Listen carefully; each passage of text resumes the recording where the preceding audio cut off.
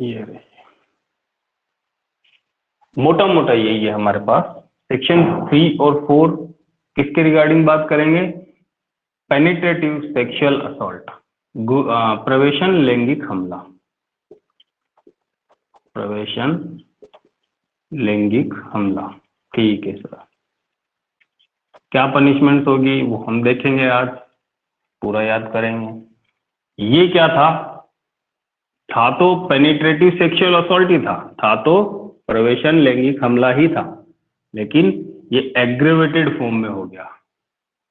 और aggravated form का मतलब कि यहाँ पर नॉन पर्सन मिलेंगे हमें, सेम ऑफेंस करेंगे, ये वाला ही ऑफेंस करेंगे, लेकिन पर्सन नॉन होंगे। और जब नॉन पर्सन होंगे तो पनिशमेंट कैसा हो गया? थोड़ा सीवियर हो गया, थोड़ा हीनियस टाइप का हो गया, घृणित अपराध। और जब रक्षक ही भक्षक हो जाए, कोई अंकल है, कोई आंटी है, कोई भैया है, कोई दीदी है, कोई नेबर है, किसी से आपने हेल्प मांगी थी और वो हेल्प करने वाला बंदा ही ऐसा हो जाए, आप हॉस्पिटल गए, डॉक्टर कुछ कर दे या वहां का अदर स्टाफ कुछ कर दे, पुलिस में रिपोर्ट लिखाने गए, केस है ना आपके पास, state of Tukaram versus state of Maharashtra, याद करना, केस है, पुलिस के पास गए, पुलिस वाले भाई साहब कुछ गलत काम कर दे, बच्चा है किसी चाइल्ड वेलफेयर कमेटी में है, उसका हेड कुछ काम कर दे, ये सब क्या है? नॉन पर्सन है। किसके लिए? उस बच्चे के लिए।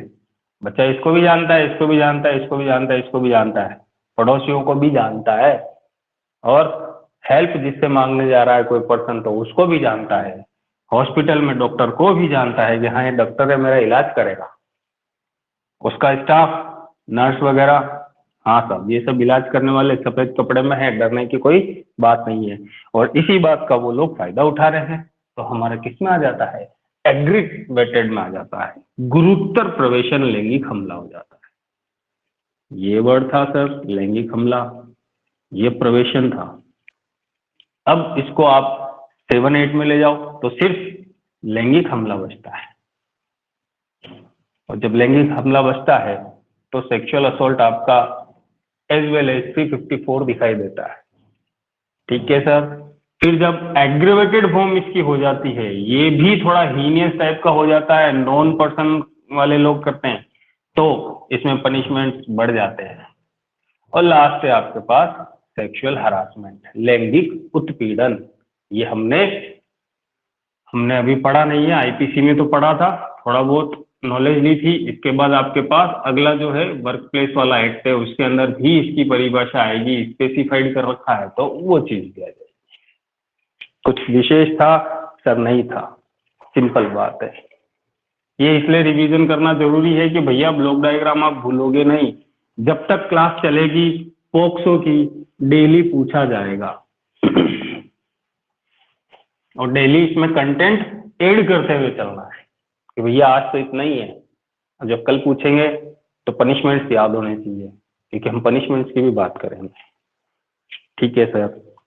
अब इस सेक्शन 3 पे आने से पहले 2 सेक्शन हमारे पास है ना चैप्टर नंबर 1 के, इसमें से पहला तो सबको याद है, चैप्टर नंबर 1, 2 ही सेक्शन है। सेक्शन नंबर 1 क्या होता है? शॉर्ट टाइटल, कमेंसमेंट, एक्सटेंड, कहाँ तक है, तो JNK पे भी हो गया, कोई बड़ी बात नहीं है, तो इसमें कुछ बात देखने लायक है नहीं। ठीक है सर। इसकी कमेंसमेंट की डेट 14/11/2012 दे दी अपन ने, कोई दिक्कत वाली बात नहीं है। एक्सटेंड होल इंडिया पे हो गया है, और नाम आपको इसका पता है कि भैया ये नाम है। 3 बातें।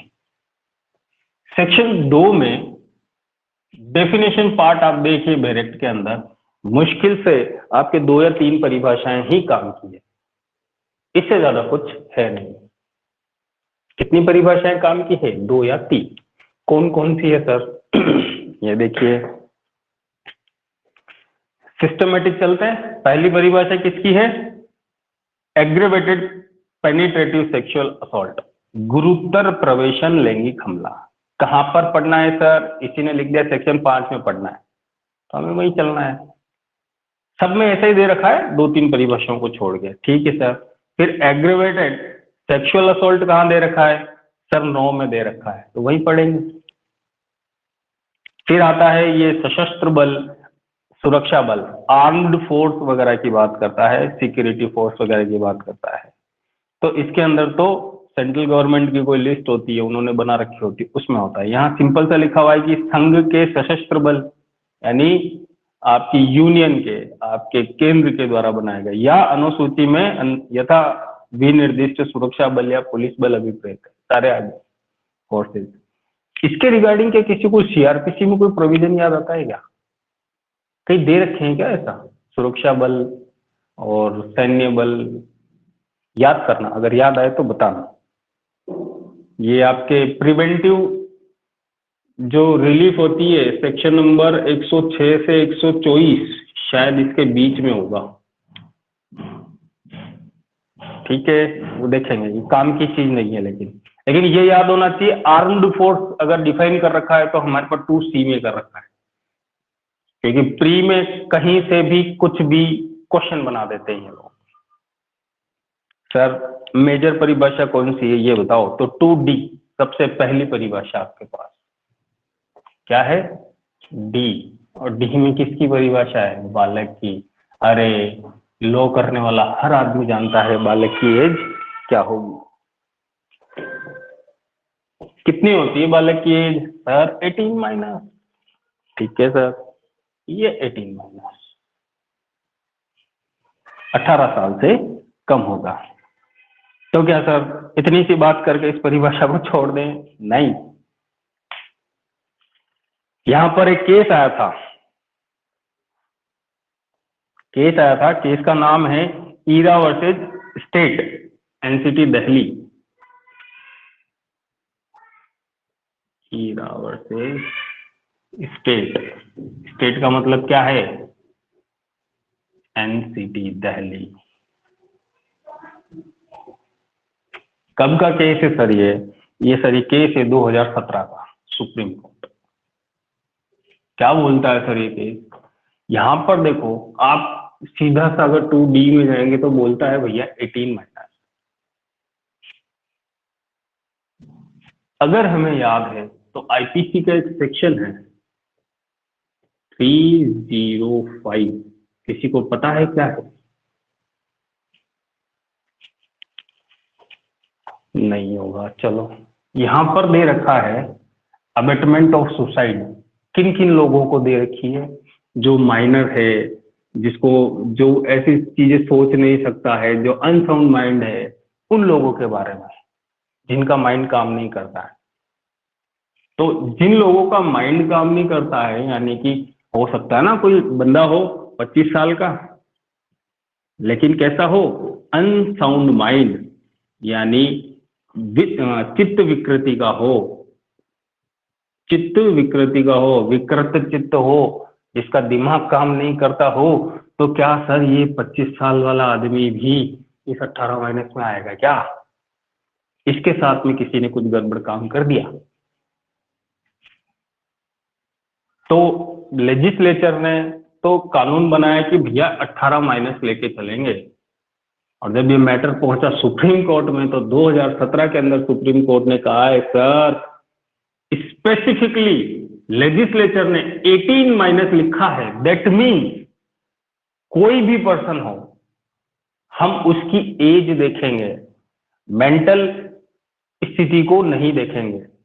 अनसाउंड माइंड है, 25 साल का है, तो वो पोक्सो में कवर नहीं होगा। हम तो सिर्फ 18 माइनस ही देखेंगे। 18 साल से कम है तो पोक्सो लगेगा, अदरवाइज पोक्सो नहीं लगेगा। क्लियर बात है। यही बात इस केस में बोली थी कि लेजिस्लेचर ने स्पष्ट रूप से लिखा है यहाँ पर 18 माइनस, और 18 माइनस का मतलब 18 माइनस ही है, इसमें कोई मेंटल एज को इंक्लूड नहीं किया जाएगा।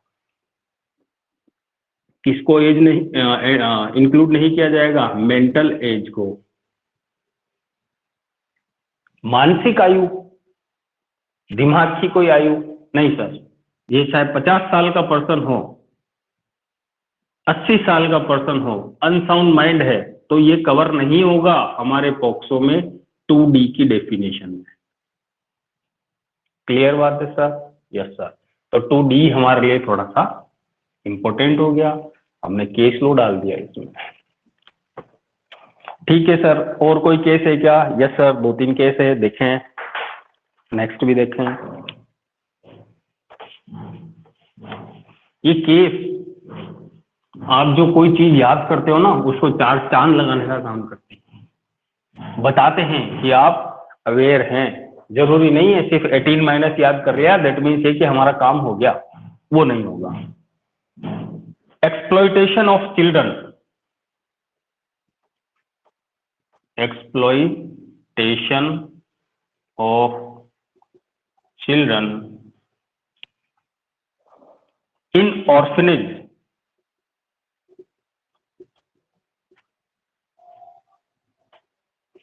orphanages in state of Tamil Nadu, in state of Tamil Nadu। ये एक इनरी वाला केस है। कोई बता सकता है इस इनरी का मतलब क्या होता है? वर्सेस यूनियन ऑफ इंडिया, क्या होता है इसका मतलब? इनरी, आपके कॉन्स्टिट्यूशन का पहला ही केस अगर आप पढ़ते हैं तो इन री बेरी बारू आता है, याद है किसी को? इन री बेरी बारू क्या था? बारू बेरी या बेरी बारू जो भी है, यही केस फर्स्ट के कॉन्स्टिट्यूशन का। प्रीएम्बल के बाद अगर हम बात करते हैं तो आर्टिकल 101 से लेकर 4 के बीच में यही आता है कि क्या लेजिस्लेचर को पावर है कि इंडिया का कोई पार्ट किसी को दे दे और किसी और का पार्ट इंडिया ले ले, या सिर्फ इंडिया का पार्ट देना। उसके रिगार्डिंग ये फर्स्ट केस था, इंडी था। इंडी का मतलब एक तरह से होता है कि कॉग्निजेंस खुद लेती है कोर्ट, कुछ इस तरीके का मीनिंग निकलता है। बहुत सारी जगह पे होता है इन दी एजुकेशन बिल, दैट मीन्स क्या है, उस एजुकेशन बिल के बारे में कॉग्निजेंस लिया गया है, कोर्ट उसको डिसाइड करने के लिए बैठी है कि हाँ भैया लाओ, हम इसकी कोई अगर प्रॉब्लम है तो वो सॉल्व कर देते हैं। तो हमारे पास अगला केस कौन सा है? एक्सप्लॉइटेशन ऑफ चिल्ड्रन, बच्चों के साथ जो भी एक्सप्लॉइटेशन का काम किया जा रहा है, कहां पर? इन ऑर्फनेज, अनाथालय के अंदर। कहां पे है ये अनाथालय? इन स्टेट ऑफ तमिलनाडु। और ये केस कब का है सर? कुछ है क्या? यस सर, ये केस भी 2017 का है, सुप्रीम कोर्ट। इस केस में क्या बोला गया था कि यहां जो बच्चे मिलते हैं पॉक्सो एक्ट के अंदर, इन बच्चों को कैसा समझा जाएगा? तो आपके पास एक एक्ट है जो हम पढ़ेंगे, हमारे सिलेबस में भी है, जेजेबी, शॉर्ट में यही बोलते हैं। जेजेबी एक्ट कब का है? 2015 का। इस एक्ट के अंदर हर्षिता पांडे ने पढ़ रखा है मैडम ने कि यहाँ पर ये जो एक्ट है, इस एक्ट के अंदर 2 ही तरह के बालक मिलते हैं। एक तो वो बालक जो ऑफेंस करते हैं, और एक वो बालक जिन पर ऑफेंस किया जाता है। तो ये जो ऑफेंस करने वाले बालक है, इनको विधि विरुद्ध बालक बोलते हैं उस लैंग्वेज के अंदर, ठीक है सर। और इन बालकों को बोलते हैं देख रेख और संरक्षण की आवश्यकता वाले बालक। तो सर किसी पर्सन के साथ अगर कोई एक्सप्लॉइटेशन हुआ है ऑर्फनेज के अंदर, तो ऐसे बालक को कैसा माना जाएगा? ये बात बोली गई है इस केस के अंदर। तो जहां कहीं पर भी किसी बालक के साथ में कोई एक्सप्लॉइटेशन होता है कहीं ऑर्फनेज वगैरह में, तो ऐसे बालक जो पीड़ित है, विक्टिम वाले जो बालक है, इन बालकों को क्या माना जाएगा? देख रेख और संरक्षण की आवश्यकता वाला बालक। पॉक्सो एक्ट के अंदर देख रेख और संरक्षण की आवश्यकता वाला बालक, यानी इन बालकों को क्या है भैया? इनको देख रेख की जरूरत है। इनको हेल्प करने की जरूरत है। ऐसे बालक हो सकते हैं, क्योंकि देखो पहली बात है कि वो कहाँ है बालक, ऑर्फनेज में है, अनाथालय में है। और हमारे पास ये एग्रीवेटेड वाली फॉर्म्स भी है,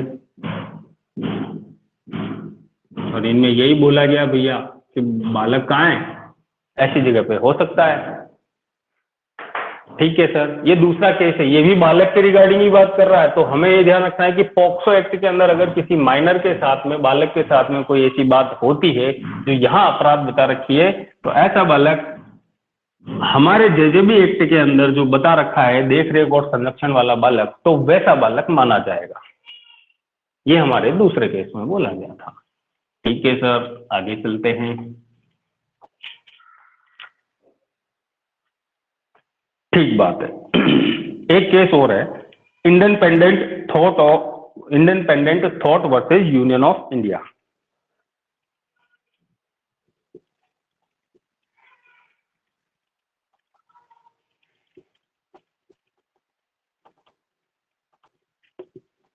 ये भी बहुत बड़ी संस्था है, खूब सारे केसेस करती है ये। कॉन्स्टिट्यूशन पढ़ोगे, आर्टिकल 12 से 35, 2 केस तो मिलेंगे इनके। ठीक है, तो इस केस में क्या बोला गया, ये भी 2017 का है ना। इस केस में पता है हमें कि पहली बात तो ये कि हस्बैंड वाइफ के रिगार्डिंग जब बात करते हैं, कौन सी बात सर, जब ये बिलो 15 है, वाइफ अगर बिलो 15 है तो उसके साथ ऑफेंस, मतलब जब इंटरकोर्स किया जाता है तो हस्बैंड क्या लाइबल होगा क्या रेप के लिए। ये मुद्दा उठाया था इसने, इंडिपेंडेंट थॉट ने,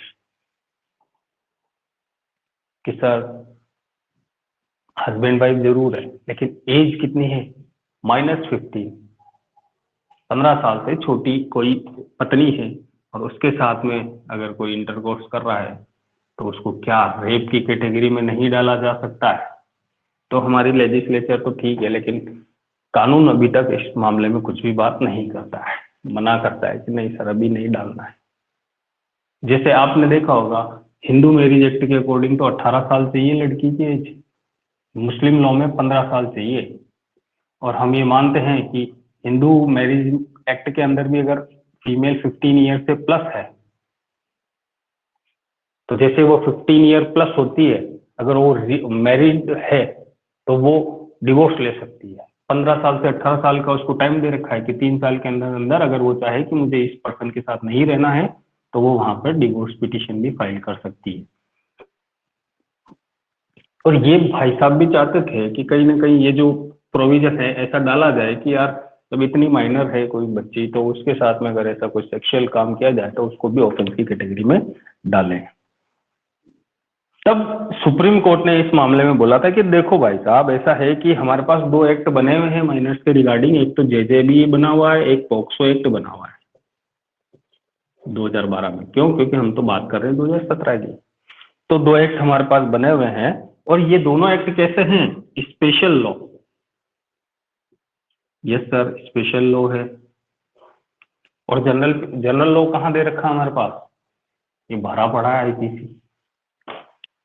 ठीक है सर, तो इन्होंने ये बोला था सुप्रीम कोर्ट ने कि सर हम आईपीसी का किसी भी प्रकार से कैटेगराइज नहीं कर सकते हैं, इसका कोई वर्गीकरण नहीं कर सकते हैं यहाँ पर, इसमें ज्यादा अमेंडमेंट करने से हम मना कर देते हैं। कोई स्पेशल बात है तो उसके लिए हमारे पास स्पेशल लॉज है, इसके अंदर अगर कोई बात दे रखी है तो वो लागू होगी।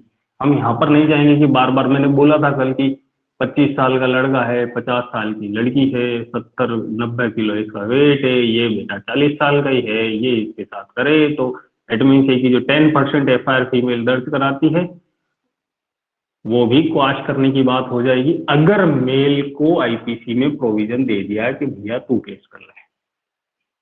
तो हम तो युक्त वर्गीकरण कर सकते हैं, लेकिन वर्गीकरण मात्र अगर करना है, क्लासिफिकेशन अगर करना है तो वो हम आईपीसी में नहीं करेंगे। सुप्रीम कोर्ट ने भी मना कर दिया। और इसमें एक बात और बोली गई थी कि भैया पोक्सो में साफ लिखा हुआ है कि जिस पर्सन की एज 18 माइनस है उस पर ये काम करेगा, 18 माइनस। और हम यहाँ क्या बात करते थे, 15 माइनस।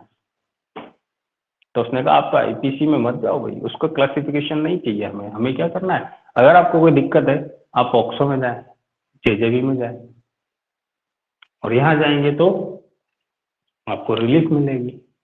जनरल पिनल कोड में हमेशा प्रोविजन नहीं डाल सकते हैं। और इसी में आगे आपके एक सेक्शन है, सेक्शन 42A, एक बार बैरेक्ट हाथ में लें और सेक्शन 42A देखें क्या बोलता है। देखें अपना बैरेक्ट और 42A में क्या दे रखा है। इस एक्ट का किसी अदर लॉज में अल्पीकरण, डेरोगेशन का काम नहीं किया जाएगा। डेरोगेशन का मतलब अल्पीकरण, यानी कि ये वर्ड याद रखना 42A का, अल्पीकरण। अरे हमने बोला था कि जब लड़ाई होगी आईपीसी की और स्पेशल लॉ की तो कौन जीतेगा, क्लियर कट बात है, स्पेशल लॉ जीतेगा। तो स्पेशल लॉ जीतेगा तो कैसे जीतेगा सर, ये लो भैया 42A, साफ साफ बोल देते हैं हम कि जहां कहीं पर भी जनरल लॉज है और कहीं स्पेशल लॉज है तो स्पेशल लॉज का इफेक्ट कैसा होगा, ओवरराइडिंग का इफेक्ट होगा। ये बात भी इसी केस में बोली गई थी। ठीक है सर, और कुछ है क्या? एक तकलीफ वाला मैटर आया था, आप लोगों को याद हो तो, बॉम्बे हाईकोर्ट का कोई फैसला था, किसी को याद है? अभी रिसेंटली दिया था, एक मैडम थे न्यायाधीश हाईकोर्ट के, बॉम्बे हाईकोर्ट के, और उन्होंने एक फैसला दिया था जिसमें बहुत अभिद्वाड़ा हुआ था कि यार ऐसा भी कोई जजमेंट होता है क्या? अरे किसी को, दोनों में से किसी को पता नहीं है? बताएं बताएं, किसी को पता हो तो। इंटरव्यू का क्वेश्चन है, बताएं। हाल ही में बॉम्बे हाईकोर्ट ने कोई फैसला दिया था पॉक्सो एक्ट में और एक्यूज्ड को बेल दे दी थी, बेल दे दी थी। कौन सा मामला था वो? ठीक है, शायद दोनों को ही पता नहीं है, नोट करें, Satish versus state of Maharashtra. Satish versus state of Maharashtra,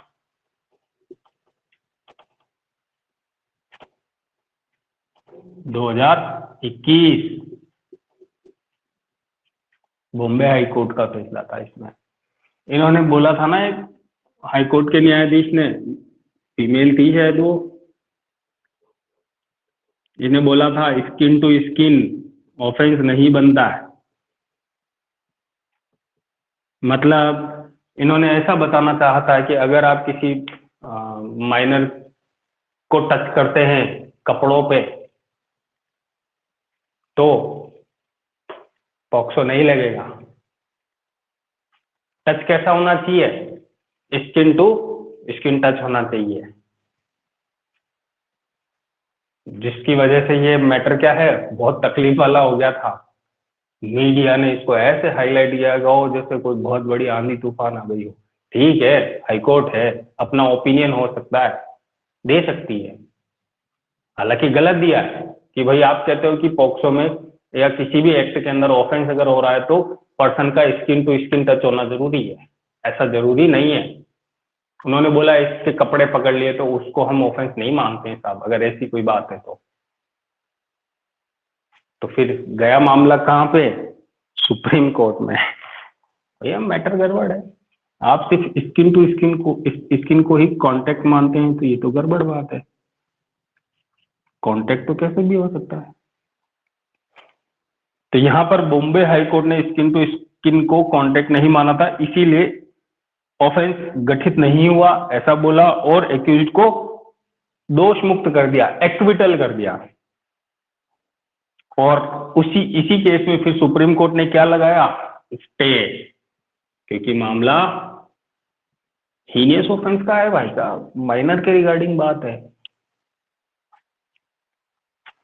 ठीक है सर, ये कुछ केस लो थे हमारे, किसके ऊपर थे, माइनर के ऊपर थे। फिर इसके बाद एक और केस आया था, Jagar Singh versus state of Himachal Pradesh. कौन सा केस है, Jagar Singh versus state of Himachal Pradesh, Jagar नाम गड़बड़ है बहुत सारे, इसलिए दिक्कत है। State of Himachal Pradesh.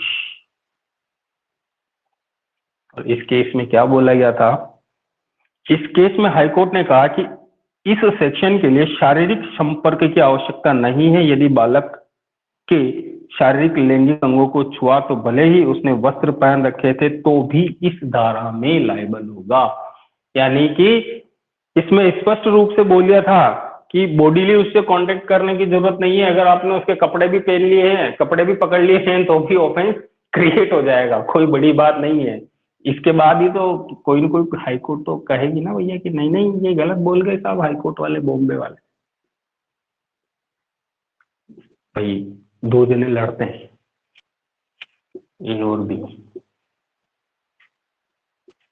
और मान लो सी के पास गए और सी ने बोला कि ए जीत गया। सीधी सी बात है, एक जीतेगा। पूरी दुनिया को लगता है कि बी जीतना था, तो तुरंत इस सी के बाद कोई डी, ई, एफ, कोई ना कोई बंदा जरूर आएगा जो वो बोल ही देगा कि नहीं नहीं बी जीतता है, ये नहीं जीतता। वही वाली बात है यहाँ पर हुआ Satish versus state of Maharashtra में। जब भी बोला कि भैया कपड़ों को पकड़ने से ये ऑफेंस नहीं बनता है, कपड़े छूने से ऑफेंस नहीं बनता है, तो तुरंत जगर Singh versus state of Himachal Pradesh high court ने बोल दिया कि भैया कपड़ों को छुआ हो या नहीं छुआ हो, बॉडी को छुआ हो या नहीं छुआ हो, अगर बालक के साथ कोई सेक्सुअल ऑफेंस किया जाता है तो सेक्सुअल ऑफेंस में तो भैया इस एक्ट के अंतर्गत ये कंसिडर किया जाएगा। या सेक्सुअल ऑफेंस होता है तो अगर कोई मेजर है तो भी इसमें भी कंसिडर किया जाएगा। ऐसी कोई बात नहीं है कि आपको स्किन टू स्किन कांटेक्ट करना जरूरी है। इस केस को याद रखना, Satish versus state of Maharashtra और उसके बाद Jagar Singh versus state of Himachal Pradesh. ठीक है सर। तो 2D के साथ में हमें ये कुछ डेफिनेशंस भी याद रखनी पड़ेगी। डेफिनेशन क्या, सॉरी, केस लो याद रखने पड़ेंगे। ठीक है सर, कोई बड़ी बात नहीं है। 18 माइनस है हम मानते हैं, पर 4 केस लो है। कौन कौन से थे सर? एक बार ऐसे ही रिवीजन कर दो, मुंह पे याद हो जाएंगे। तो सबसे पहला केस कौन सा था? एनसीटी दिल्ली वाला था। Eera versus state NCT Delhi. दूसरा केस कौन सा था? Exploitation of children in orphanage in Tamil Nadu state में, इंडी 2017। वहां पर बोला कि सर इनको प्रोटेक्शन वाले बच्चे मानेंगे, जिनको जरूरत है केयर एंड प्रोटेक्शन की जरूरत है, ऐसे बालक माने जाएंगे। ठीक है सर। फिर तीसरा case independent thought versus union of India. यहाँ पर वो बोलते थे क्लासिफिकेशन कर दो सर आईपीसी का, कि 15 साल की कोई वाइफ है, 15 साल से छोटी है, और उसके साथ अगर ऐसा कुछ करते हैं तो उसको ऑफेंस बनाते हैं। तो कोर्ट ने क्या बोला? अरे भैया नहीं, हमारे पास स्पेशल एक्ट हैं, आप उन स्पेशल एक्ट में जाइए, आईपीसी का क्लासिफिकेशन करने की जरूरत नहीं है। ठीक है सर। उसके बाद आपका Satish versus state of Maharashtra आ गया है। और इसमें जब बोला था कि भैया स्किन टू स्किन ही कॉन्टेक्ट होना चाहिए, कपड़े पकड़ लिए तो कोई ऑफेंस ही बनता है, इन्होंने एक चीज को रिलीज कर दिया, एक्विटल कर दिया, तो सुप्रीम कोर्ट ने इस केस में स्टे लगा दिया। और फिर आया आपके पास Jagar Singh versus state of Himachal Pradesh, जिसके अंदर साफ साफ बोला है कि भैया कपड़े पकड़े हो नहीं पकड़े हो कोई बात नहीं, कपड़े पे हाथ लगाए हो कोई बात नहीं, अगर सेक्सुअल ऑफेंस हुआ है बॉडीली, बस ऑफेंस बनेगा, कोई तकलीफ वाली बात नहीं है। ठीक है सर, आगे चलते हैं। आगे कौन सी परिभाषा है सर? आगे हमने बोला था लेटेस्ट अमेंडमेंट कौन सा है? 16 अगस्त 2019 का। एक्ट नंबर क्या था? 25। हमने इतनी तक भी बात कर ली थी कल। 2DA। यहां पर जोड़ा गया है चाइल्ड पोर्नोग्राफी को। किसको जोड़ा गया है? Child pornography. हिंदी में क्या बोलते हैं? बालक संबंधी अश्लील साहित्य। बालक संबंधी अश्लील साहित्य।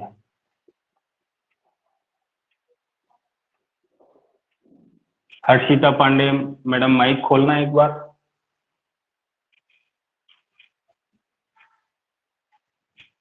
है ही नहीं सर वो तो। अरे कहाँ गई? फोन आ गया क्या? मुझे तो पता ही नहीं रहा। चलो आप बताएं, चाइल्ड पोर्नोग्राफी चैप्टर नंबर और section. Chapter number sir 3rd है और सेक्शन 13 to 15। यस, बार बार इन चीजों को रिपीट करेंगे तो हमें याद रहेगी। तो जब हमने यहाँ पर 13 से 15 के अंदर इनका प्रोविजन 2012 में ही कर दिया है, तो कम से कम इसको डिफाइन तो करो कि ये है क्या चीज। इसीलिए 16 अगस्त 2019 एक्ट नंबर 25 के अंदर हमने अमेंडमेंट करके इस डेफिनेशन क्लॉज को ऐड किया है।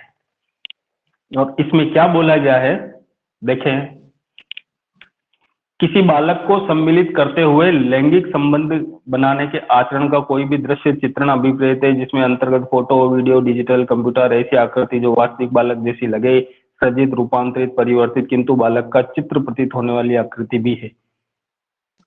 ठीक है सर, ये क्या बोलता है मेरे को समझ में आता है, मैं वैसे ही बता दूं। देखो, पहली बात कि कोई आपके पास चाइल्ड है, या तो इसको किसी फिल्म, कोई फोटो, कोई प्रदर्शनी वगैरह, शो वगैरह, यहाँ पर इसको किस तरीके से दिखाया जाए, नग्न अवस्था में दिखाया जाए, या इसके अंगों का क्या किया जाए, प्रदर्शन किया जाए। ठीक है सर, और इसके अलावा भी चाइल्ड पोर्नोग्राफी तब मानी जाएगी जब, जरूरी नहीं है, आजकल कार्टून बहुत चल रहे हैं, बच्चों के लिए 17 तरह के कार्टून हैं, लेकिन आप ऐसा कोई कंटेंट बनाते हैं जिसमें कार्टून की फॉर्म के अंदर वो चीजें हो, और वो कैसी हो, सेक्सुअल। जब ऐसी चीजें होगी और उसमें आपने चाइल्ड बना रखे हैं, अरे छोटा भीम आता है ना एक,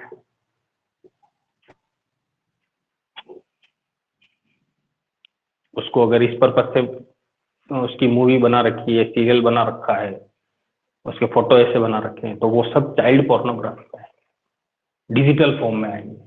चाहे ये किसी बालक से इसका चेहरा मिलता जुलता हो या नहीं, अगर आप ऐसी चीजें बना रहे हैं जो कैसी है, माइनर वाली है, तो वो सब किस में आएगी, चाइल्ड पोर्नोग्राफी में।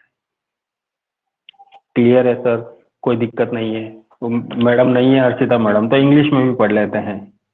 Child pornography means any visual depiction of sexual explicit conduct involving a child which include photograph, video, digital or computer generated image indistinguishable from an actual child and image created, adapted or modified but appear to depict a child। आप चाहे उसको modified करो, चाहे create करो, बच्चे जैसे दिखती हो हूबहू उस तरीके की बनाओगे तो भी चाइल्ड पोर्नोग्राफी ही कहलाएगी, कोई अलग चीज नहीं होगी। ठीक है सर, कोई विशेष डेफिनेशन नहीं है, बस ये बताने की कोशिश की है कि किसी ने कार्टून बना दिया और वो कार्टून भी कैसा है, एज में लगता है कि माइनर का बनाया गया, पता चल जाता है कार्टून देखते यार ये माइनर बच्चों के कार्टून के टाइप का है, लेकिन एक्टिविटी इस टाइप की इन्वॉल्व कर रखी है, तो ये वाला भी चाहे रियल नहीं है, चाइल्ड रियल नहीं है, लेकिन फिर भी इसी में कंसिडर किया जाएगा। ओके सर, इसमें भी कोई विशेष चीज नहीं है। लेकिन जब ये 2DA लिखो तब यहाँ पर आप ये 4 चीजें जरूर लिखना है कि भैया amendment act 2019 with effect from 16 August 2019 act number 25 के थ्रू इसको जोड़ा गया है। ये चीज आप बताओगे तो आपको नंबर अच्छे मिलेंगे। ठीक है सर, 2 डेफिनेशन तो हो गई, तीसरी डेफिनेशन की बात करते हैं।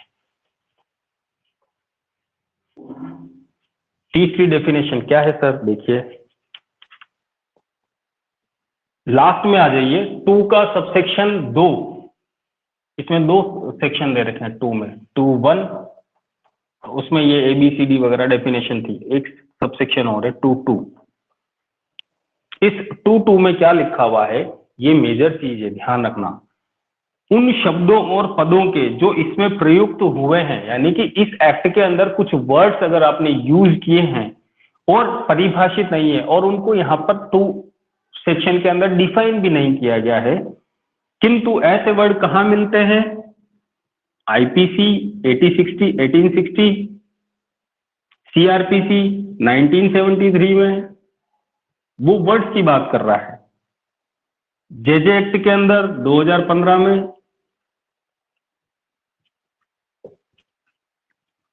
ठीक है सर, और आईटी एक्ट 2000 में।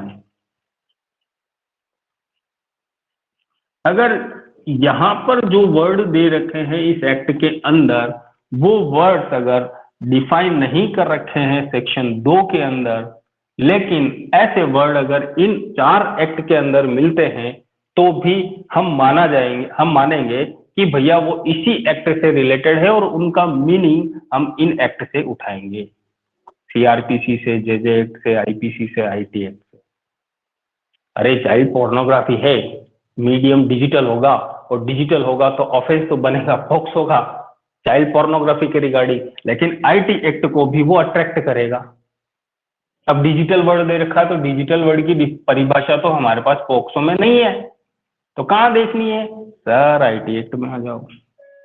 रिमांड होम लिखा हुआ है कहीं, आएगा आगे रिमांड होम, ऑब्जर्वेशन होम। जब ऐसे वर्ड्स आएंगे तो सर इनकी डेफिनेशन कहां से ले? इनको डिफाइन तो नहीं कर रखा है, तो सर जेजे एक्ट में आ जाओ, यहां पर डिफाइन है, 61 डेफिनेशन है। अगर कोई डायरेक्ट है जो आरजेएस का है जिसमें सबसे ज्यादा डेफिनेशन है तो जेजे एक्ट है। और यहाँ पर जो आईपीसी दे रखी, यहाँ पर 52A तक जो हमारे पास सेक्शन डेफिनेशन है, वहां से कोई बेईमानी पूर्वक है, छल कपट, सारी चीजें कहाँ से लेंगे? अपराध की परिभाषा तक भी यहाँ से उठा लेंगे आईपीसी से। तो जो यहाँ, इसलिए ये इस सबसेक्शन 2 को इम्पोर्टेंट मैं बोल रहा हूँ कि कल को अगर पूछा जाए कि भैया जो वर्ड्स यहाँ डिफाइन नहीं कर रखे हैं पॉक्सो एक्ट के अंदर, तो उनकी डेफिनेशन हम कहाँ से लेंगे? तो sir 1 2 3 4 IPC, CrPC, JJ act और आईटी एक्ट से ले लेंगे, और ऐसा ही मानेंगे कि भैया जो आईपीसी में बोल रखा है, जो सीआरपीसी में बोल रखा है, जो जेजे एक्ट में बोल रखा है, जो आईटी एक्ट में बोल रखा है, वैसा ही मतलब है उन वर्ड्स का जो यहाँ पर लिखे हुए हैं। ठीक है सर, 3 ही डेफिनेशन है और कुछ नहीं है। 2D बालक, that means 18 minus, 2DA that means child pornography, actual बच्चे के साथ करना, फिल्मिंग का काम करना, या फिर किसी बच्चे का कार्टून ऐसा बना देना जो लगभग बच्चे जैसा दिख रहा हो, चाहे रियल बच्चे जैसा नहीं हो लेकिन लगभग भी अगर है, तो वो यहाँ पर चाइल्ड पोर्नोग्राफी में आ जाएगा। और लास्ट सेक्शन 2(2) है, वो बोलता है कि जो वर्ड यहाँ डिफाइन नहीं है वो हम इन 4 एक्ट से उधार ले सकते हैं, कोई दिक्कत वाली बात नहीं है। ठीक है सर, ये हमारे को सेक्शन नंबर 2 तक हम पहुंच गए।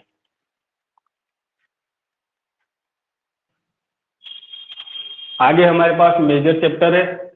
सबसे बड़ा चैप्टर कौन सा है पॉक्सो का? कि भैया चैप्टर नंबर 2 क्या है कि सारे ऑफेंसेस यही दे रखे हैं, इसके बाद कुछ नहीं है। इसके बाद तो चाइल्ड पोर्नोग्राफी की बात कर लेंगे, फिर अबेटमेंट और अटेम्प्ट की बात कर लेंगे, और फिर प्रोसीजर पे आ जाएंगे। ये छोटा सा एक्ट है, 2 क्लास में 3 क्लास में खत्म हो सकता है।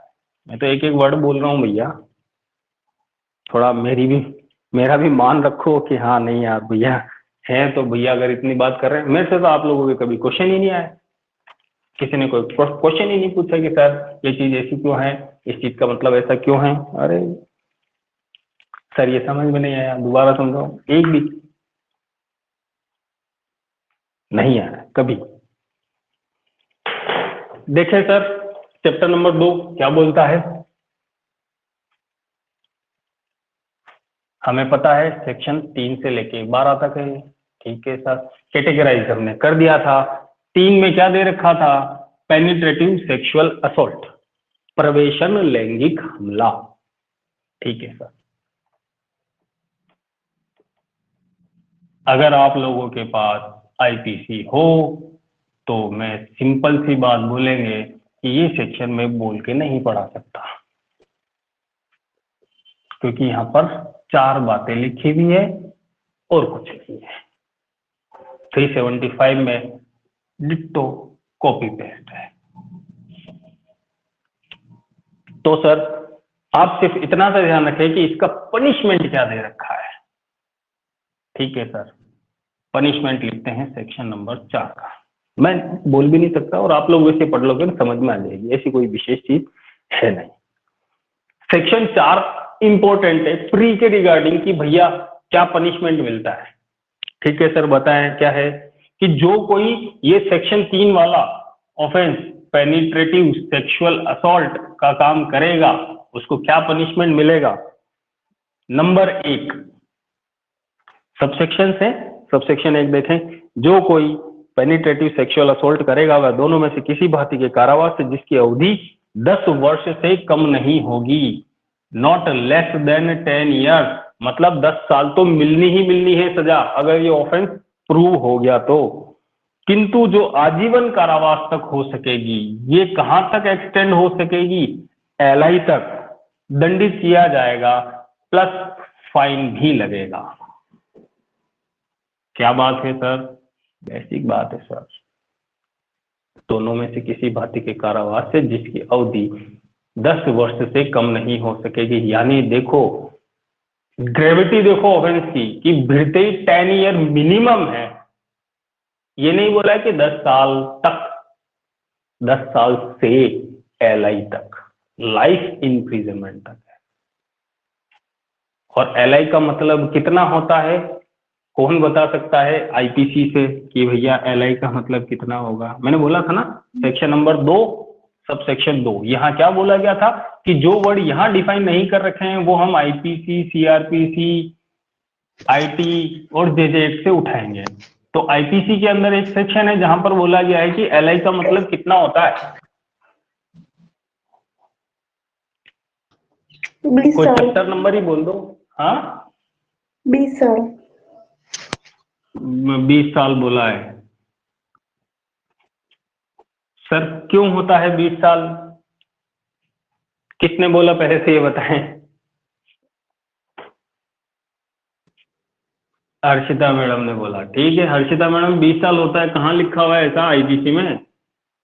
आईपीसी है आपके पास हाथ में, सेक्शन नंबर 53 से 75 के बीच में ढूंढें आपको मिलेगा, और 53 में ही बता रखे हैं ये पनिशमेंट। हाँ बोलो 55 में। क्या बोला है 55 में, पढ़ो एक बार।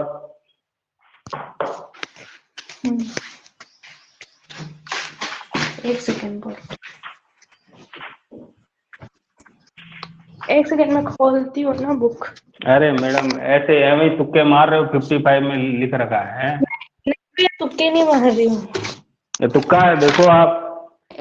55 में तो sentence of imprisonment for life में ये बता रखा है, in every case in which sentence of life imprisonment for life shall have been passed, the appropriate government may, without the consent of the offender, punishment imprisonment either education their term of 14 years, not exceeding 14 years. अरे सब गलत है।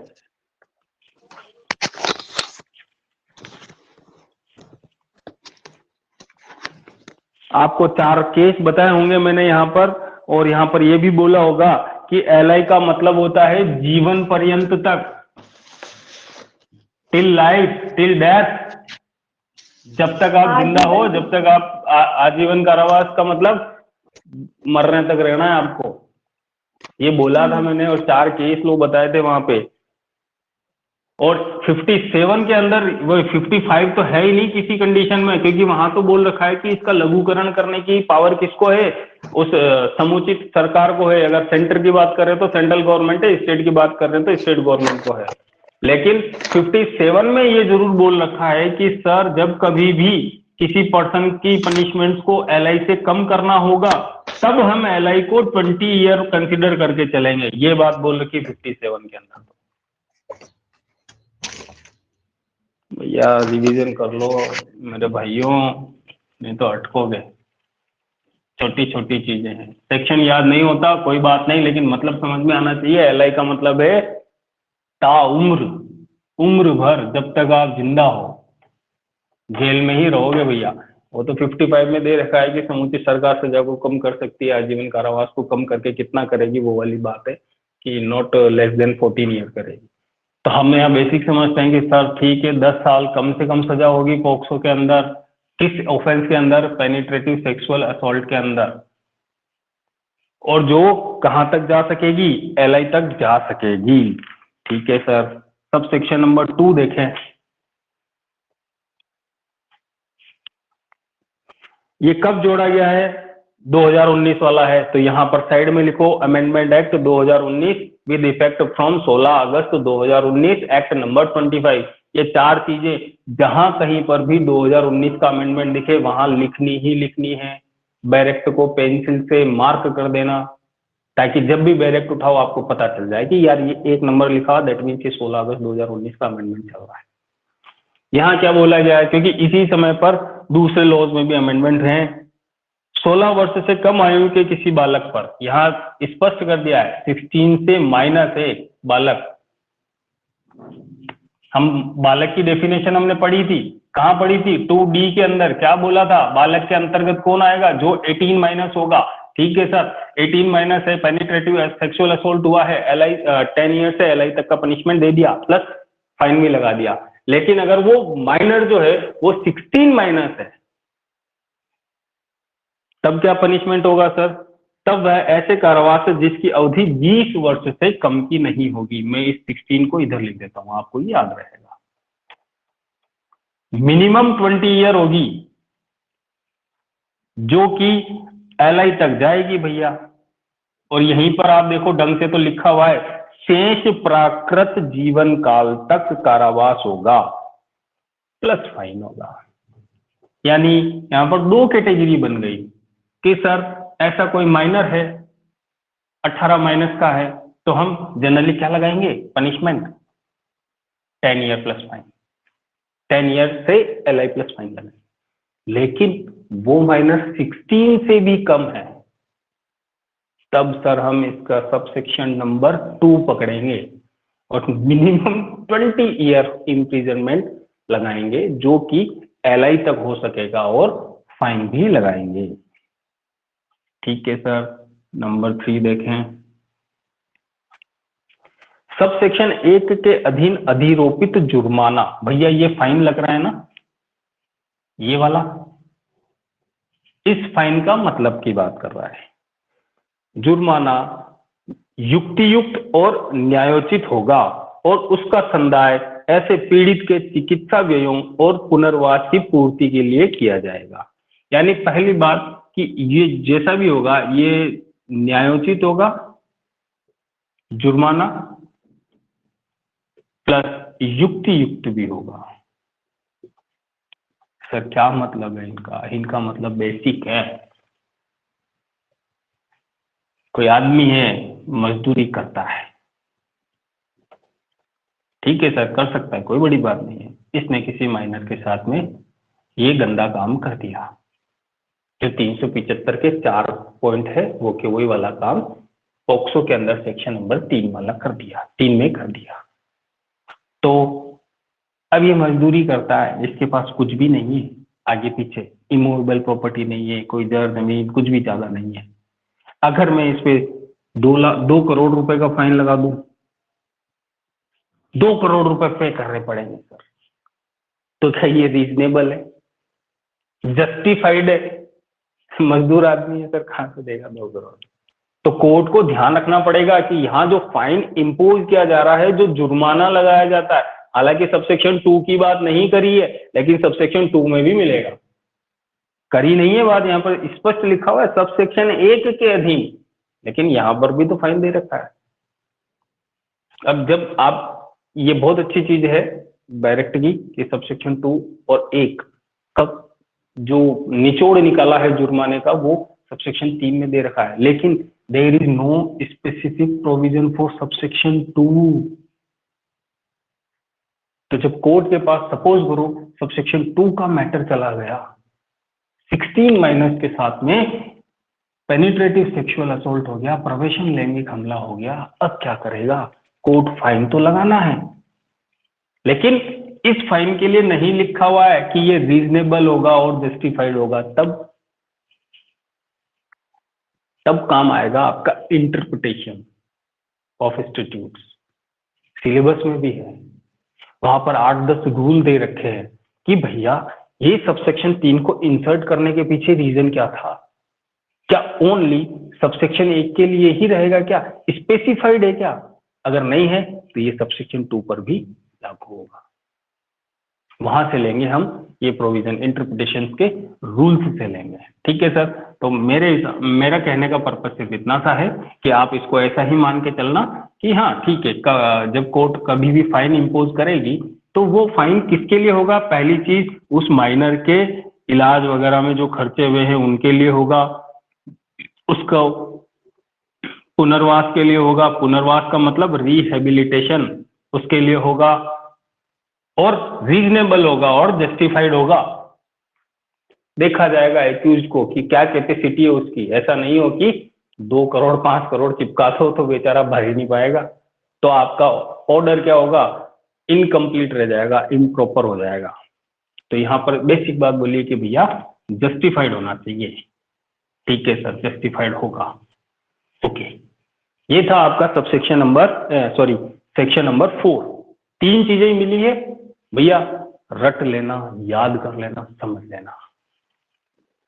First 10 year से लेके LI plus fine, कोई भी minor है उसके साथ पेनिट्रेटिव सेक्सुअल असोल्ट हुआ है, प्रवेशन लैंगिक हमला हुआ है, तो ये ऑफेंस का पनिशमेंट होगा।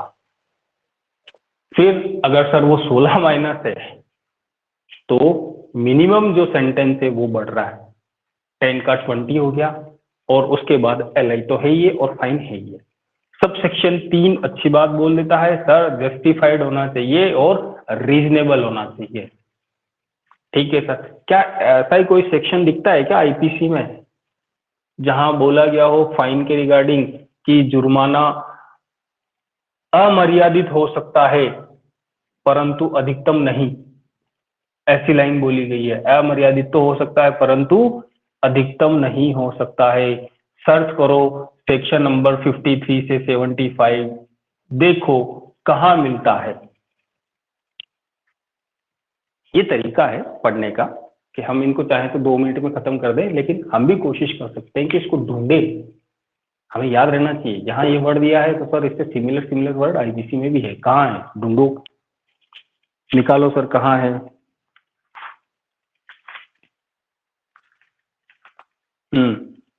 ठीक है, जिसको मिले तुरंत बताएं, नहीं तो फिर मैं बोलूं।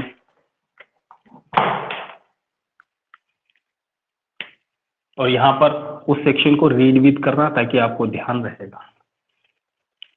मिला सरिता मैडम? डेफिनेशन ऑफ पनिशमेंट, ये इसके अंदर कैपिटल पनिशमेंट लिख रखा है नोट्स में। सेक्शन नंबर 63 देखो IPC का। हर्षिता मैडम सेक्शन नंबर 63 देखो, वहां पर क्या वर्डिंग्स यूज हो रही है? अमाउंट जहाँ की वह राशि अभिव्यक्त नहीं की गई है जितनी तक जुर्माना हो सकता है, वहाँ अपराधी जिस रकम के जुर्माने का दायी है वह अमर्यादित है किंतु अत्यधिक नहीं होगी। हाँ, दैट मीन्स आप जो फाइन इम्पोज कर रहे हो वो अमर्यादित हो सकता है लेकिन अधिकतम नहीं हो सकता है। इस अधिकतम का मतलब क्या है? वो न्यायोचित होना चाहिए, जस्टिफाइड होना चाहिए, वो रीजनेबल होना चाहिए। 2 करोड़ नहीं चेप सकते हो, 5 करोड़ नहीं लगा सकते हो। बात क्लियर है? यहाँ कर देना रीड विद सेक्शन 63 और 63 के दोनों वर्ड यहाँ लिख देना, अमर्यादित हो सकता है परंतु अधिकतम नहीं हो सकता है, ये लिख देना यहाँ पे। तो जब कभी आप IPC उठाओगे तो IPC के अंदर भी लिख देना है कि POCSO section number 4 subsection number 3 read with, और पोक्सो में लिख देना IPC का। ठीक है सर, आगे चलते हैं, मिटा देते हैं। अगर आपको ये डिजाइनिंग समझ में आती हो ना तो अपने रजिस्टर में भी ये डिजाइनिंग बनाना, पूरी लिखने की जरूरत नहीं है लाइनें, हमें सिर्फ देखते ही समझ में आ जाना चाहिए सेक्शन 4 के अंदर 3 बातें हैं और वो कौन सी है। ठीक है सर। सेक्शन नंबर 5 हमको पढ़ना पड़ेगा सर। और 5 में कितने पॉइंट हैं? सबसे पहले काउंट करो सर, पॉइंट कितने दे रखे हैं सेक्शन नंबर 5 के अंदर। क्यों? क्योंकि ये डिट्टो आपको सेक्शन नंबर 7 या 9 में दे रखा है। आई थिंक 9 में होगा, हाँ डिट्टो पॉइंट 9 में दे रखा है। एक आध प्रोविजन का कहीं डिफरेंस होगा, बाकी डिट्टो यहां भी दे रखा है। और डिट्टो आपका 376 का 2 है आईपीसी का, वहां भी दे रखा है। वहां से भी यहाँ पर 19-20 अंतर होगा, ज्यादा अंतर नहीं है। तो अगर एक बार इन पॉइंट्स को समझ लिया जाए तो हमारे लिए 3 जगह पे आसानी हो जाएगी। पहली बात, कितने पॉइंट है सर? यू तक है, यू तक है यानी कि टी, यानी 21 प्रोविजन है। कितने प्रोविजन है सर? 21। अरे इस सेक्शन का नाम तो लिखा ही नहीं, aggravated penetrative sexual assault, that means गुरुतर प्रवेशन लैंगिक हमला। एक ही तो वर्ड जुड़ा है सर, गुरुतर, एग्रेवेटेड, ओनली। ठीक है सर। प्रोविजन कितने दे रखे हैं सर? 21 तक है, ए से लेके यू तक। ये अगर आपको आता हो, कभी रीजनिंग का काम किया हो तो वहां पर आता है, उससे तुरंत पता चल जाता है कितना है। ई का मतलब 5, जे का मतलब 10, ओ का मतलब 15, टी का मतलब 20, वाई का मतलब 25। तो मेरा वर्ड है यू लास्ट वाला, तो टी कितना है? 20 पे है, तो यू में कितना हो गया? एक ही तो बढ़ाना है, 21। कैलकुलेशन इजी होनी चाहिए। ठीक है सर, चलते हैं। अब यहाँ पर देखो, हम बात यही कर रहे थे कि सेक्शन नंबर 3 के अंदर बोल रखा था कि कोई पर्सन ऐसा ऑफेंस करता है तो उसका ये पनिशमेंट है। लेकिन अब वो पर्सन कौन होगा, उसकी बात यहाँ कही गई है। और वो पर्सन अपने अधीन किसी पर्सन के साथ ऐसा काम करेगा। देखें, फर्स्ट ए में किसकी बात की गई है? पुलिस अधिकारी की। ठीक है सर। तो पुलिस अधिकारी क्यों करेगा भैया पेनिट्रेटिव सेक्सुअल असोल्ट? अगर कोई पुलिस अधिकारी पेनिट्रेटिव सेक्सुअल असोल्ट, प्रवेशन लैंगिक हमला करता है तो वो गुरुतर हो जाता है। क्यों? क्योंकि उसको ड्यूटी दे रखी है सोसाइटी को सही रखने के लिए, मैंने मेंटेन करने के लिए, कि भैया सोसाइटी में कहीं कोई लड़ाई झगड़ा नहीं हो, किसी के साथ मारपीट हो तो आप उसका केस दर्ज करो, उसको मजिस्ट्रेट के पास पेश करो। 17 तरह के काम दे रखे हैं, शांति व्यवस्था बनाए रखनी है। लेकिन रक्षक ही भक्षक हो जाए, कोई फीमेल जाए वहां पर रिपोर्ट कराने, सर ऐसी ऐसी बात है, और वो उसके साथ अगर पेनिट्रेटिव सेक्सुअल असोल्ट कर दे तो लोगों में डर बैठ जाएगा, कोई पुलिस वालों के पास नहीं जाएगा। इसीलिए इनको एग्रेवेटेड फॉर्म में रखा गया, गुरुतर में, यानी कि और तगड़े इन पे पनिशमेंट होने चाहिए, तगड़ा इन पे इम्प्रिजनमेंट होना चाहिए। ठीक है सर। तो अब इसमें पुलिस अधिकारी के अगेंस्ट कैसे होगा? देखो, ये 4 बातें और दे रखी है यहाँ पर कि ये अपने पुलिस थाने में करे ऐसा कोई काम। नंबर 2, या फिर किसी दूसरे पुलिस थाने में करे। एक तो जहां पोस्टिंग है वहीं पर करे, या फिर दूसरे थाने में करे जहां उसकी पोस्टिंग नहीं है, गया वो किसी से काम से और वहां देख लिया, वहां कर दिया, तो भी ऑफेंस बनेगा सर। तीसरी बात, अपनी ड्यूटी के निर्वहन में, यानी कि जब वो अपने कर्तव्यों का निर्वहन कर रहा हो, यानी ऑन ड्यूटी हो, व्हाइल डिस्चार्जिंग हिज ड्यूटी, तब अगर वो कर रहा है तो यहाँ पर ऑफेंस में आएगा, पेनिट्रेटिव सेक्सुअल असोल्ट कैसा हो जाएगा? एग्रेवेटेड पेनिट्रेटिव सेक्सुअल असोल्ट हो जाएगा। और चौथा, उसको आइडेंटिफाइड किया गया हो, आइडेंटिफाइड यानी कि उसको लोग जानते हो कि ये पुलिस वाला है, और उसके बाद उसने ऐसा कोई काम कर रखा हो, तो कहाँ आएगा सर? पेनिट्रेटिव सेक्सुअल असोल्ट कैसा हो जाएगा? एग्रेवेटेड वाला हो जाएगा, गुरुतर। सेम चीजें ये की यही है, और किसके लिए दे रखी है? सशस्त्र बलों के लिए, सशस्त्र बल, आर्म्ड फोर्स या सुरक्षा बल। अब इनके लिए क्या वर्ड यूज कर दिया सर, ये ड्यूटी कर रहे हो जबकि बात है इनकी जहां तैनात कर रखा हो इनको, वहां की बात है। जहां तैनात हो उस प्लेस पर या फिर किसी अदर प्लेस पर जब अपनी ड्यूटी को डिस्चार्ज कर रहे हो, कर्तव्यों का निर्वहन कर रहे हो तब की बात हो, या फिर जिनको पहचाना जाता हो कि ये आर्म्ड फोर्स वाला पर्सन है या ये सिक्योरिटी वाला पर्सन है। सेम वो की वही चार चीजें आपको कहाँ लिखनी है, ये पूरा का पूरा गुच्छा यहाँ पर आएगा। चार बातें, कोई बड़ी बात है सर? बिल्कुल नहीं है सर। चले आगे, देखो पर्सन सब नॉन मिल रहे हैं, हमें भरोसा है सशस्त्र बलों पर, आर्म्ड फोर्स पर, लेकिन अगर ये गलत काम कर जाए तो इनको पनिशमेंट ज्यादा मिलती, क्योंकि जिन पर भरोसा होता है वही तो आपके साथ चोट कर सकते हैं, और वो भरोसा तोड़ते हैं तो फिर क्या होता है, पूरी सोसाइटी उसके खिलाफ हो जाती है कि नहीं यार अब इन पे भरोसा नहीं करना है। इसलिए ठीक है सर। सी देखें, कोई पब्लिक सर्वेंट, लोक सेवक, तो ये कौन आ गए सर? सबसे पहले मुझे बताएं कि लोक सेवक का मतलब क्या है, या फिर ये बता दें कि ये लोक सेवक पाया कहां जाता है। किसी को पता है लोक सेवक कहां मिलता है? चलो पहला हिंट, लोक सेवक आईपीसी में मिलता है सर। 21 में, आईपीसी सेक्शन 21 में। हाँ आईपीसी के 21 में, तो यहाँ लिख लेना। देखो अभी आप प्राइमरी लेवल पे पढ़ रहे हो मेरे से, ठीक है। आईपीसी सेक्शन 21, मैं ये मान के चलता हूँ आपको बिल्कुल नॉलेज नहीं है, मैं उस लेवल से लेके चल रहा हूँ, इसलिए मैं आपको हर चीज बता रहा हूँ। बाकी अगर आप लोग एक बार पढ़ चुके होते हैं तो दूसरी बार जब पढ़ेंगे ना तब इतना डिस्कशन नहीं होता है। ये फर्स्ट टाइम के लिए, ये फर्स्ट टाइम बेसिक क्लियर होना चाहिए। पब्लिक सर्वेंट सर यहीं पर रीड विद सेक्शन 21 कर देना आईपीसी का, ठीक है सर। इसके बारे में क्या कहा हुआ है कि जो कोई पब्लिक सर्वेंट है, पब्लिक सर्वेंट का मतलब वहां जो 12 तरह की बातें दे रखी है। देखो आईपीसी का सेक्शन 21 है और 21 में 12 तरह की बातें हैं, उल्टा कर दिया, 21 को 1 2 कर दिया, तो इतने तरह की बातें हैं पब्लिक सर्वेंट करता है। ठीक है सर, नेक्स्ट चलें। माइक बंद करना मैडम। ठीक है सर, किसी प्लेस का कोई मैनेजर या कोई स्टाफ, यानी कोई प्रबंधक, कहीं किसी भी जगह का प्रबंधक या फिर वहां का कोई कर्मचारी, स्टाफ, ये लोग अगर करें तो गण में अण दूसरा आता है, ई आता है।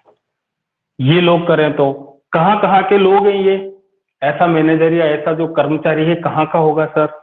वो देखें, किसी जेल का, ठीक है सर, किसी रिमांड होम का प्रतिप्रेषण गृह। प्रतिप्रेषण गृह का मतलब क्या होता है? Remand home. तीसरा, कहीं संरक्षण गृह है, प्रोटेक्शन होम, या फिर कहीं संप्रेषण गृह है,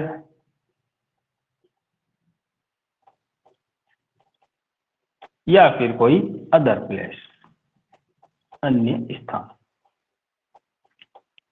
अब सर आप देखें, अगर आपके पास समय हो तो अभी करें, नहीं तो मैं बताते हैं। देखो कोई भी मैनेजमेंट करने वाला आदमी या कोई कर्मचारी कहाँ का सर? किसी जेल का, किसी रिमांड होम का, किसी प्रोटेक्शन होम का, किसी ऑब्जर्वेशन होम का, या फिर किसी अदर प्लेस का। जो भी कोई कर्मचारी है या कोई प्रबंधक है और वो अगर पेनिट्रेटिव सेक्सुअल असोल्ट करेगा तो वो कौन सी फॉर्म वाला होगा? एग्रेवेटेड, गुरुतर प्रवेशन लैंगिक हमला होगा। सर अब ये नाम तो हम तो पहली बार सुन रहे हैं, 2 3, ये तीनों नाम जेजेबी एक्ट में दे रखे हैं आपके। डेफिनेशन पार्ट खोलेंगे 240, 46, इस तरह की इनकी डेफिनेशन दे रखी, वहां पे आप रीड विद करना इन तीनों नामों को। हम नहीं चाहते हैं कि भाई कोई भी चीज हम छोड़ के चलें, यहाँ देखते हुए भी जेजेबी याद आना चाहिए, यहाँ देखते हुए भी आईपीसी याद आना चाहिए, यहाँ देखते हुए भी सीआरपीसी याद आना चाहिए, क्योंकि तीनों एक्ट हमारे सिलेबस में है। और वहां पर भी जाकर के लिखना है कि भैया ये पॉक्सो एक्ट का सेक्शन नंबर 5 है, जिसका पॉइंट नंबर 4D ये बोलता है कि यहाँ ये 4 नाम दे रखे हैं। ठीक है सर, समझ में आ गया। ये लोग हैं और ये लोग कैसा ऑफेंस करेंगे सर? वो कवई ऑफेंस करेंगे। ठीक है, तो हम एक एक वर्ड निकाल रहे हैं बस। ई देखें, ई में क्या दे रखा है? किसी हॉस्पिटल में, लो साहब, अस्पताल में हम इलाज करने के लिए गए, इलाज कराने के लिए, लेकिन रक्षक कैसे होते हैं? भक्षक। तो ये बात आती है। चाहे ऐसा हॉस्पिटल कैसा हो, पहली बात तो ये हॉस्पिटल कैसा हो सकता है? गवर्नमेंट का हो या फिर प्राइवेट हो, कोई फर्क नहीं पड़ता है। और यहाँ पे कौन करेगा वैसा वैसा गंदा काम? यही प्रबंधक और कर्मचारी गण करेंगे। क्या लिखूं? कर्मचारी गण। यही लोग जब ऐसा काम करेंगे तो कहाँ पहुंच जाएंगे? एग्रेवेटेड पेनिट्रेटिव सेक्सुअल असॉल्ट में। ठीक है सर, कुछ अगले पॉइंट्स बताएं, इधर लिखते हैं। ई हो गया। एफ देखें, किसी शैक्षणिक संस्था या धार्मिक संस्था की बात है। आ गया स्कूल कॉलेज, शैक्षणिक संस्था, इंस्टीट्यूट, एजुकेशनल इंस्टीट्यूट, या फिर धार्मिक संस्था, मंदिर वगैरह, ट्रस्ट वगैरह, मंदिर, मस्जिद, जो भी है, चर्च, गुरुद्वारा, सब। वहां पर कौन पर्सन है सर? देखें, वहां का भी मैनेजमेंट और एम्प्लॉय, यहाँ का प्रबंधक, कर्मचारीगण। कोशिश करना अपने रजिस्टर में भी इसी तरीके से लिखो, तो ये इतना बड़ा 1.5 पन्ने का, 2 ढाई पन्ने का लिखने की जरूरत नहीं पड़ेगी। और देखते ही पता चलेगा सर पुलिस अधिकारी कौन होता है। पुलिस अधिकारी जो ऐसा काम करेगा वो कहाँ कहाँ कर सकता है? सर वो खुद के थाने में करेगा, किसी दूसरे के थाने में कर सकता है, जब अपने नौकरी कर रहा हो तब कर सकता है, नौकरी के बाद करेगा तब क्या होगा वो अलग चीज है, या फिर उसको लोग जानते हो ऐसा। ये 4 पॉइंट लिखे नहीं ना, आपको पूरा याद हो जाएगा। जितनी बार पढ़ोगे, एक पेज में कंक्लूड कर दिया ना 21 पॉइंट को, तो आपको एक ही पेज पे 21 पॉइंट दिख जाएंगे। वरना क्या होगा? 2.5 पन्ने लिख दिए, 3 पन्ने लिख दिए, पन्ने पलटते रहो, मेमोराइज करते रहो। इससे बढ़िया शॉर्ट में दिखा, छुट्टी, याद हो गया, लिखना है, बाद में लिखने की प्रैक्टिस कर लेंगे। जी, जो कोई किसी पर सामूहिक, सर ये सामूहिक वर्ड आया है, यानी मोर देन 1 पर्सन है यहाँ पर। और ऐसा हमें कहाँ मिलता है? आईपीसी में 376D, गैंगरेप। ये गैंग वाला काम हो गया। ठीक है सर, कोई भी बड़ा शब्द नहीं है इसमें। तो एच, हालांकि नीचे इसको सामूहिक वाले को, पेनिट्रेटिव सेक्सुअल असॉल्ट को समझा भी रखा है। वहां पर देखो सिंपल सा दे रखा है, जहां किसी बालक पर किसी समूह के एक या अधिक व्यक्तियों द्वारा, अब अंडरलाइन करना अगली चीज को, सामान्य आशय को अग्रसर करने में, कौन से में? कॉमन इंटेंशन को। और कॉमन इंटेंशन हमारा कहाँ दे रखा है? Section 34 IPC. तो सामान्य आशय को अग्रसर करने में क्या करता है? सेक्सुअल असॉल्ट करता है। वहां ऐसे व्यक्ति, ऐसा ईच एंड एवरी व्यक्ति, ऐसा ईच एंड एवरी पर्सन इस खंड के अंतर्गत सामूहिक प्रवेशन लैंगिक हमला किया जाना समझा जाएगा, यानी ग्रुप में, गैंग रेप। ऐसे प्रत्येक व्यक्ति उस कृत्य के लिए उसी रीति से दायी होगा मानो ऐसा ऑफेंस उसने अकेले ने किया हो। यही हमारी कॉमन इंटेंशन की डेफिनेशन भी है, लगभग लगभग। तो यहाँ पर रीड विद सेक्शन 34 आईपीसी कर लेना। यहाँ पर सामूहिक का काम हो गया सर, मोर देन 1 पर्सन हो गए। अगला देखे एच, जो कोई किसी बालक पर, किन किन को अंडरलाइन करना, घातक आयुध, अग्नायुध, गर्म पदार्थ, संचारक पदार्थ प्रयोग, यानी पर्सन तो कोई है, पर्सन की कोई बात नहीं है, व्यक्ति है कोई।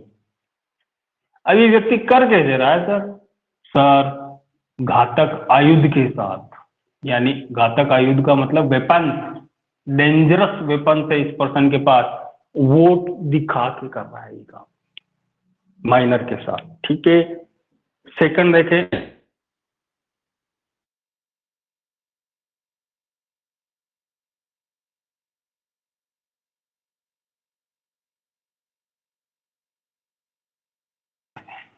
ठीक है, आग वाला कोई वेपन है। थर्ड देखें, गर्म पदार्थ, कोई गर्म पदार्थ या फिर संचारक। संचारक यानी क्या होता है?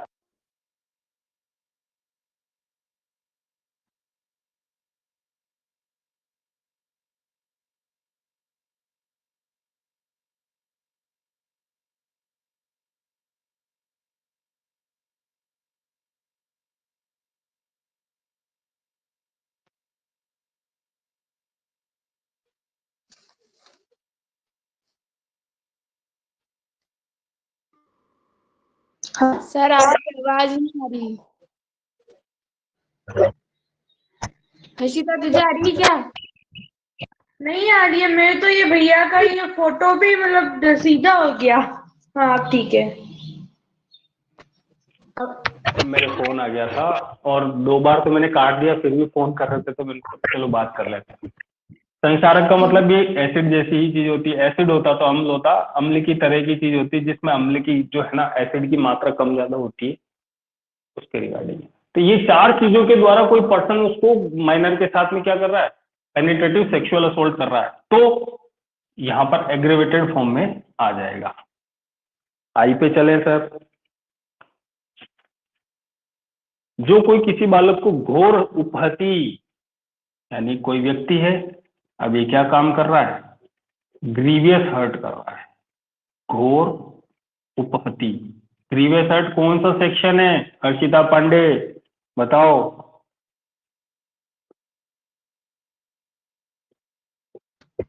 या 220 320 सॉरी। बिल्कुल सही। या कोई बॉडीली उसको लॉस कर रहा है या क्षति डैमेज कर रहा है, यानी मार पीट रहा है। कुल मिला के बात ये समझ में आती है, क्या कर रहा है?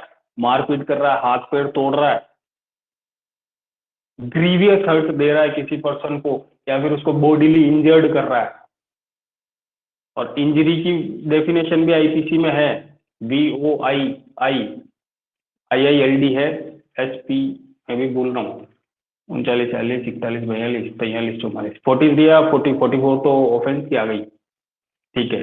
वहीं कहीं है 42-3 के लगभग।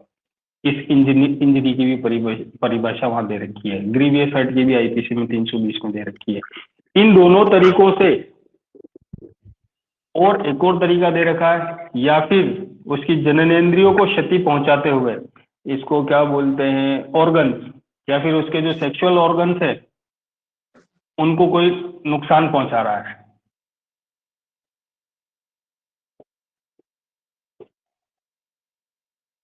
और ऐसा नुकसान पहुंचाते हुए कोई पर्सन क्या कर रहा है? पेनिट्रेटिव सेक्सुअल असॉल्ट कर रहा है, तो एग्रीवेटेड फॉर्म में आ जाएगा। देखो सब कितने खतरनाक वाले चल रहे हैं मामले। कोई भी मामला आपको नॉर्मल वाला दिख रहा है? इसमें नहीं दिख रहा है।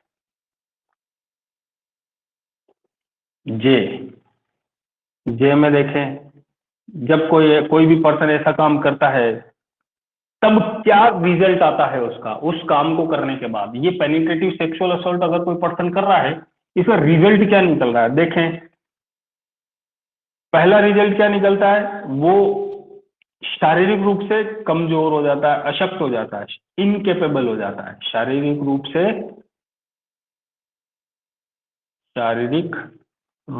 से अशक्त, यानी कि उसकी जो पावर है बच्चे की, वो पावर कम हो जाती है। या मानसिक स्वास्थ्य अधिनियम के अधीन मानसिक रूप से रोगी हो जाता है, या फिर वो कैसा हो जाता है? मेंटल हो जाता है, मानसिक रूप से रोगी हो जाता है। बच्चा ऐसा हो गया सर, ठीक है। या किसी प्रकार का ऐसा हाथ कारित करता है, यानी कुछ उसको लॉस होता है बच्चे को, जिससे बालक अस्थायी या स्थायी रूप से नियमित कार्य करने के लिए अयोग्य हो जाता है। या तो स्थायी या अस्थायी रूप से, टेम्परेरी या फिर परमानेंट। क्या हो जाता है सर? वो नियमित कार्य करने में असमर्थ हो जाता है। नियमित कार्य करने में असमर्थ हो जाता है। नियमित कार्य कौन से होते हैं? डेली के रूटीन के काम, पोटी करना, ब्रश करना, खाना खाना, नहाना धोना, कपड़े पहनना, ये सब काम। ठीक है सर। इसके बाद अगर ये काम किसी बालक के साथ था तो भी ऐसा penetrative sexual assault aggravated form का हो गया, गुरुतर हो गया।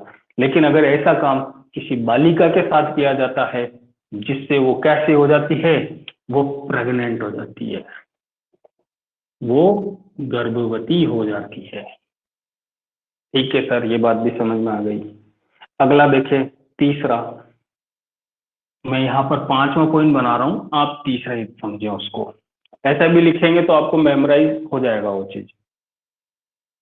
यहाँ पर क्या बोला गया है कि बालक, ऐसा जो बालक है वो मानव प्रतिरक्षा हाथ विषाणु या ऐसे किसी अन्य घातक प्राणघातक रोग या संक्रमण से जो बालक को शारीरिक रूप से अयोग्य नियमित कार्य करने में असमर्थ, मानसिक रूप से उसको प्रॉब्लम में डाले। मतलब यहाँ पर उसको बालक को क्या हो जाती है, कोई प्राण घातक बीमारी हो जाती है। सिंपल सी लैंग्वेज में, प्राण घातक बीमारी का मतलब एड्स हो जाता है, और कोई 17 तरह की प्रॉब्लम हो जाती है, ब्लड में कुछ ऐसा हो जाता है कि ब्लड खराब हो गया, बॉडी खराब हो गई, मेंटल कंडीशन आ गई। तो ये सारी चीजें उस बालक के साथ हो सकती है। इसका सब क्लोज 2 ध्यान रखना आप ये, क्योंकि ये बालिका के रिगार्डिंग है, बाकी तो कॉमन चल रहे हैं, लेकिन ये स्पेशल दे रखा है कि बालिका के रिगार्डिंग की अगर वो प्रेग्नेंट हो जाए तो।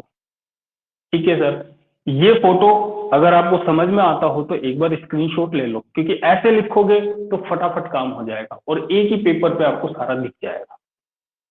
मैं चाहूंगा कि आप स्क्रीनशॉट ले लो। ये स्क्रीनशॉट कहाँ से लेने में आएगा? जैसे अपन मोबाइल से दूसरी चीजों के लेते हैं वैसे ले सकते हैं, इसमें कोई अंदर नहीं है, बाहर से ले लो।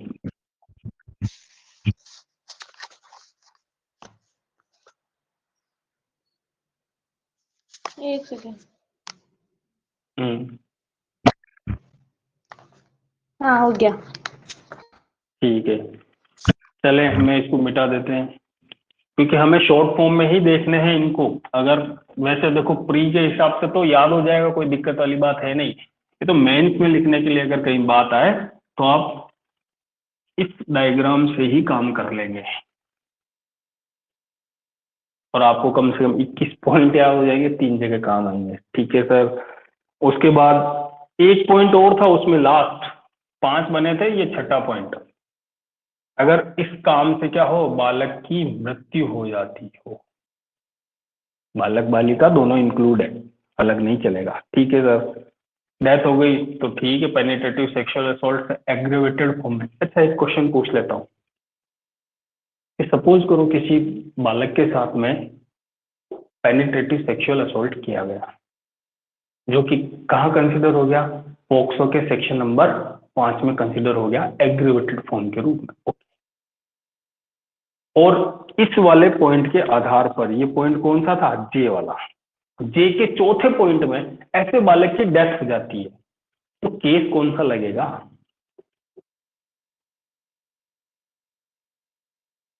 भैया पॉक्सो लगाए, सेक्शन 5। यस सर, लिखते में से सेक्शन 6 है, क्योंकि ऑफेंस वाला सेक्शन लगता है, डेफिनेशन तो समझाने के लिए होती है, तो पॉक्सो का सेक्शन 6 लग जाएगा। ठीक है। और भैया कभी भी ये मत सोचना कि एक स्पेशल लॉ है तो सिर्फ ये वाला सेक्शन ही ठुकेगा, इसके अलावा ये भी तो लगा सकते हो। इंटेंशन बता दो, प्रूव कर दो, 302 कंसीडर हो जाएगा। जिस तरीके से आईपीसी के सेक्शन 304 बी डाउरी डेथ की बात करते हैं, तो 304 बी के साथ साथ सेक्शन 302 भी लग सकता है सर। ये प्रूव हो गया तो ठीक, लेकिन मैं सबसे पहले अगर हूं तो मैं इसको 304 बी में बाद में प्रूव करूंगा, पहले 302 प्रूव करूंगा। अगर 302 प्रूव हो गया, एलआई और डेथ घंटा ही खत्म। 304 बी में जाऊंगा 7 ईयर, हालांकि 7 ईयर मिनिमम है, वहां से एक्सटेंड होगी एलआई तक, लेकिन 7 ईयर ही तो हो सकती है ना, तो दे दे तो मान लो। तो मैं कोशिश करूंगा 302 में जाऊंगा। इसी तरीके से पॉक्सो के अंदर 20 ईयर से एलआई हो या कैपिटल पनिशमेंट हो, डेथ हो, ठीक बात है, लेकिन 302 में भी गौर करूंगा, डेथ हो गई है बच्चे की। किससे हुई है सर? आपका एक्ट ऐसा था कि उस एक्ट की वजह से डेथ हो गई है। इंटेंशन होना भी कंपलसरी नहीं है मर्डर में। एक्ट ही ऐसा हो जो कोर्स ऑफ नेचर में ऐसा हो कि भैया उससे किसी की डेथ हो जाती हो तो भी 302 लग जाएगा।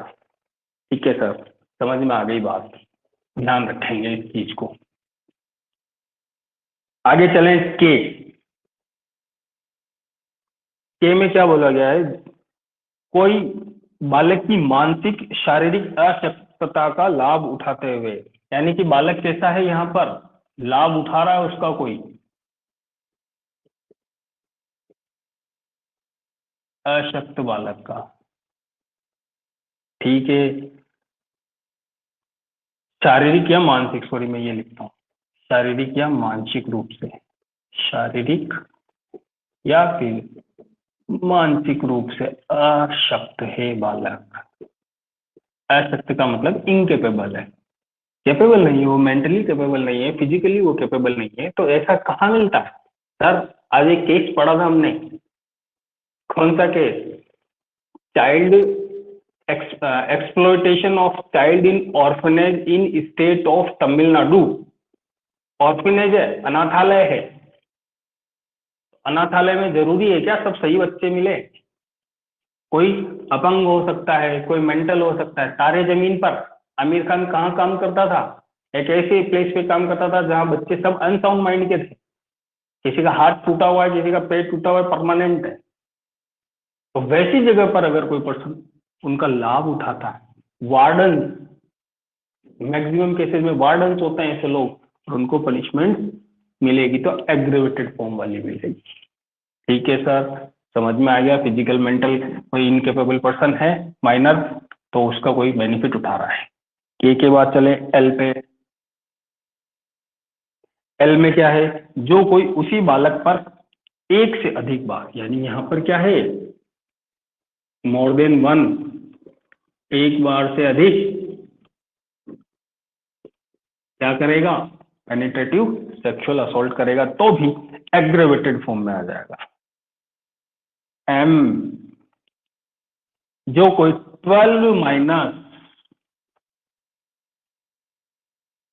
बालक के साथ ऐसा काम करेगा।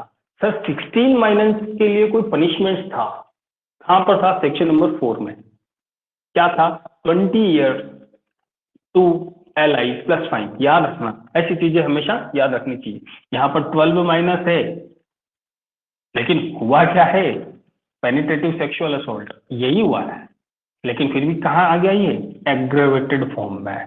छोटा है बच्चा, 1 साल से लेके 12 साल के अंदर अंदर का कोई बालक है, उसके साथ में अगर पेनिट्रेटिव सेक्सुअल असॉल्ट होता है तो वो कहाँ जाएगा? एग्रेवेटेड पेनिट्रेटिव सेक्सुअल असॉल्ट के अंदर आएगा। कहां पर? एम पे। याद रखना, कुछ पॉइंट्स ही याद रखने होते हैं, बाकी सीक्वेंस वगैरह की जरूरत नहीं है। लेकिन ये जैसे एम वाला है, ये डेथ वाला है, वो प्रेग्नेंट होने वाला था, ऐसे में पॉइंट का नंबर याद होना चाहिए, पूछा जा सकता है कभी भी प्री में। ठीक है सर, एन पे आइए। एन क्या बोलता है? जो कोई बालक का रक्त, दत्तक, विवाह या संरक्षकता द्वारा या पोषण देखभाल करने वाले नातेदार या बालक के माता पिता के साथ घरेलू संबंध रखते हुए, या जो बालक के साथ साझी गृहस्थी में रहता है। बहुत सारी चीजें हैं यहाँ पर, क्या क्या है देखो। पहला, नातेदार, कोई रिलेटिव आ गए, आपके रिलेटिव सारे। रिलेटिव कैसे हो सकते हैं? कोई भी हो जो ऐसे बच्चे की देखभाल कर रहा हो। कौन सी पिक्चर थी?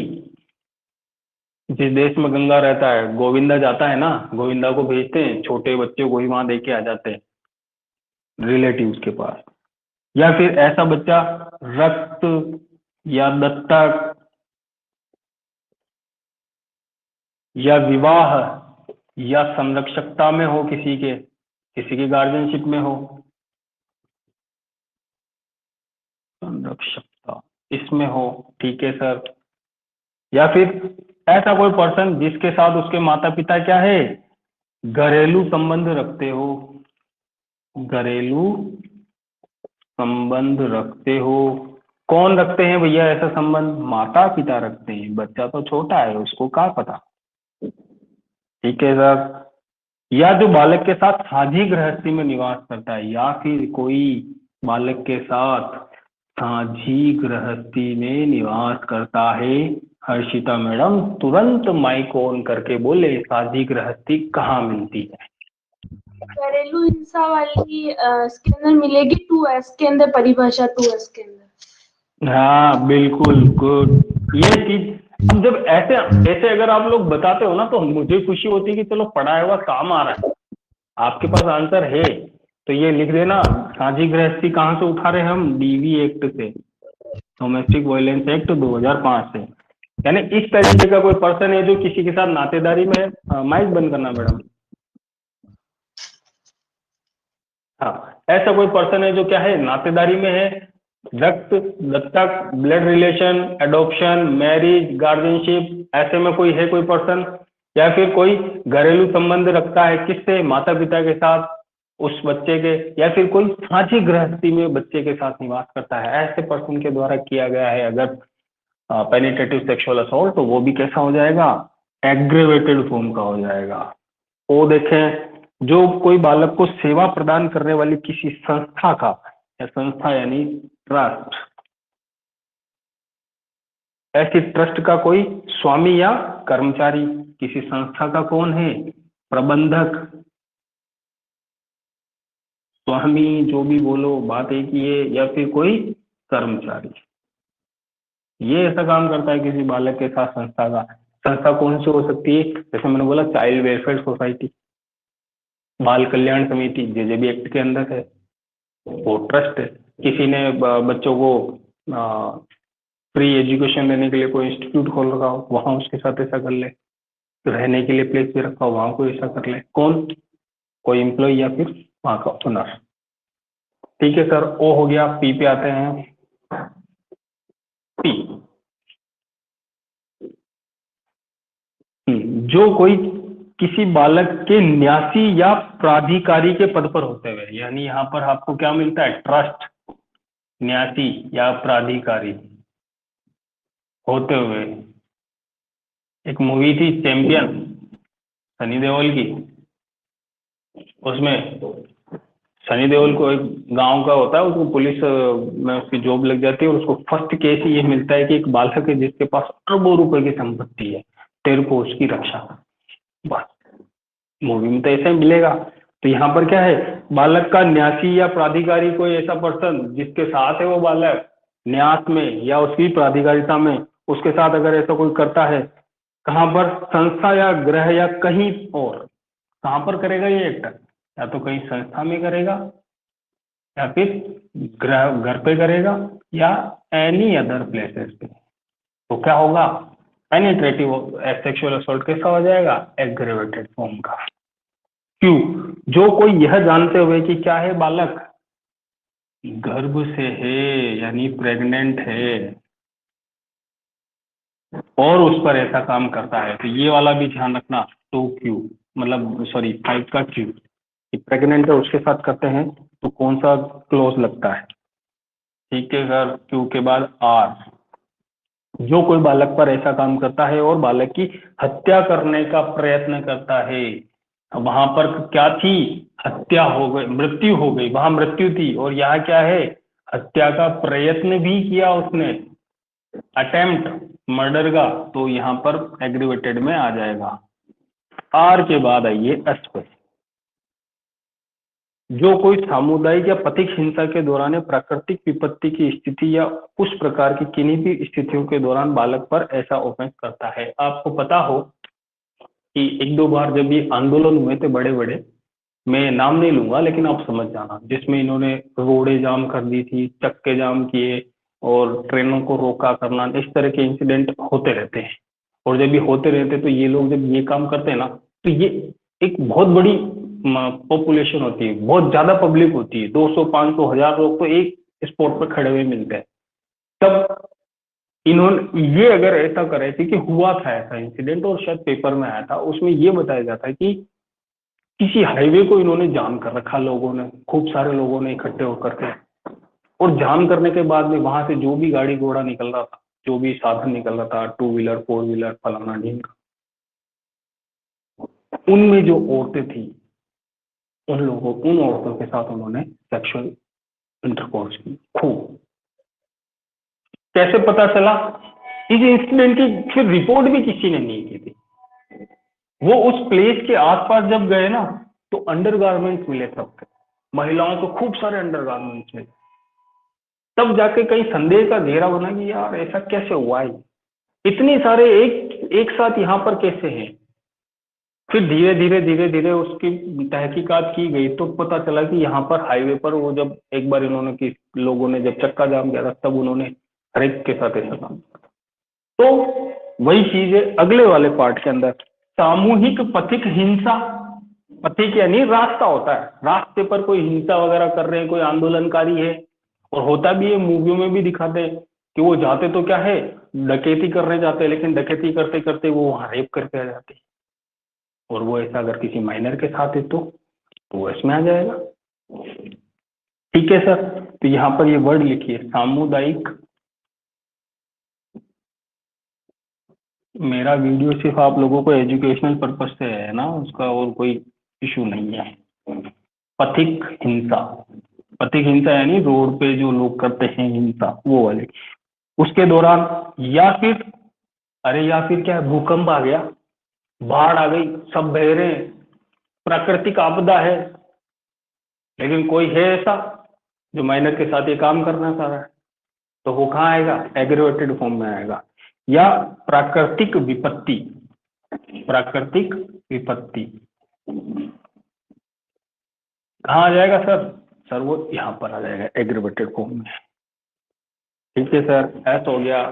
टी देखें, जो कोई बालक पर वह पूर्व में इस एक्ट के अधीन कोई अपराध करने के लिए, ठीक है ठीक है ठीक है। हाँ, टी, टी में क्या बोला गया है कि ऐसा कोई पर्सन है जो पहले भी पॉक्सो में पनिश्ड हो चुका है या किसी अदर एक्ट में सेक्सुअल ऑफेंसेस के रिगार्डिंग पनिश्ड हो चुका है।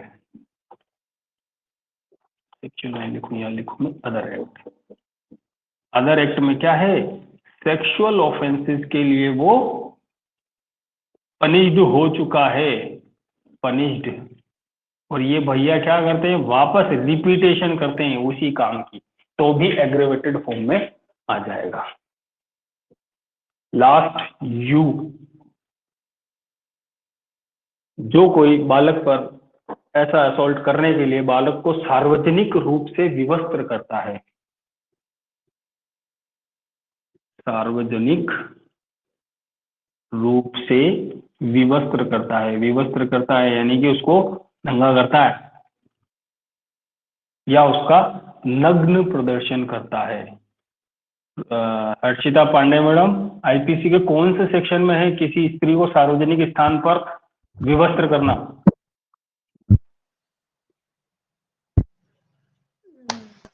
नहीं आ रहा। 354 बी देखो तुरंत और रिप्लाई करो वापस।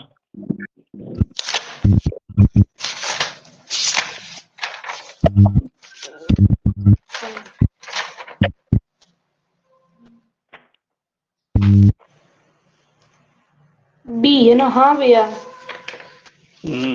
रीड विथ करना इस पॉइंट के साथ में, सार्वजनिक रूप से बालकों को विवस्त्र कर रहे हो, माइनर्स को, तो कहां पर है, पॉक्सो लग जाएगा भाई साहब, सिंपल सी बात है। ठीक है सर, ये यू तक अपन पहुंचे हैं। एक भी पॉइंट ऐसा नहीं था कि हमें समझ में नहीं आया, लेकिन हमने क्या किया, छोटे छोटे पॉइंट्स में इनको लिख दिया। अब आप जैसे देखते हो 2R, यार वो ऐसा काम करने के साथ, माइक बंद करो मैडम, ऐसा करने के साथ साथ में वो क्या करने का प्रयास कर रहा है, हत्या करने का प्रयास कर रहा है। ठीक है सर, कोई महिला, ये कोई बालिका जो ऑलरेडी प्रेग्नेंट है उसके साथ कर रहा है, दिख रहा है सब सब। कोई न्यासी, कोई ट्रस्टी है, कोई प्राधिकारी है, कहाँ का, किसी संस्था का, किसी मतलब कोई प्राधिकारी या न्यासी है, वो कहाँ करता है ऐसा ऑफेंस, किसी संस्था में करता है, किसी गृह में करता है, किसी अदर प्लेस पे करता है, दिख रहा है सर साफ। इधर देखिए डेथ कॉज कर देता है, ठीक बात है सर, वो किसी पर्सन का फायदा उठाता है, किसी माइनर का फायदा उठाता है, कैसे, जो पर्सन फिजिकली मेंटली कैसा है, इनकेपेबल है, किसी के साथ मोर देन वन टाइम करता है, जो 12 साल से कम है ऐसे माइनर के साथ करता है, ऐसा कोई पर्सन जो किसी के साथ नातेदारी में है, रक्त, ब्लड, अडॉप्शन, मैरिज या गार्जियनशिप में है, वहां पर किसी माइनर के साथ करता है, जो घरेलू संबंध रखता है उसके माता पिता से, उस माइनर के साथ करता है, जो माइनर किसी साझी गृहस्थी में है उसके साथ करता है। ये सामने आ रहे हैं पॉइंट। हमें ये पॉइंट क्लियर हो गए, 3 जगह काम आ जाएंगे।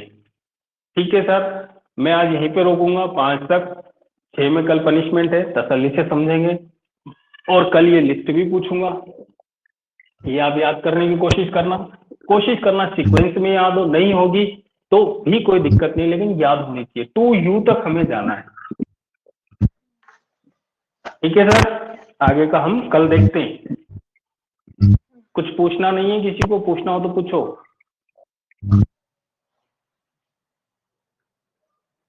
नहीं है, चलो ठीक है, कल मिलते हैं अपन। ओके।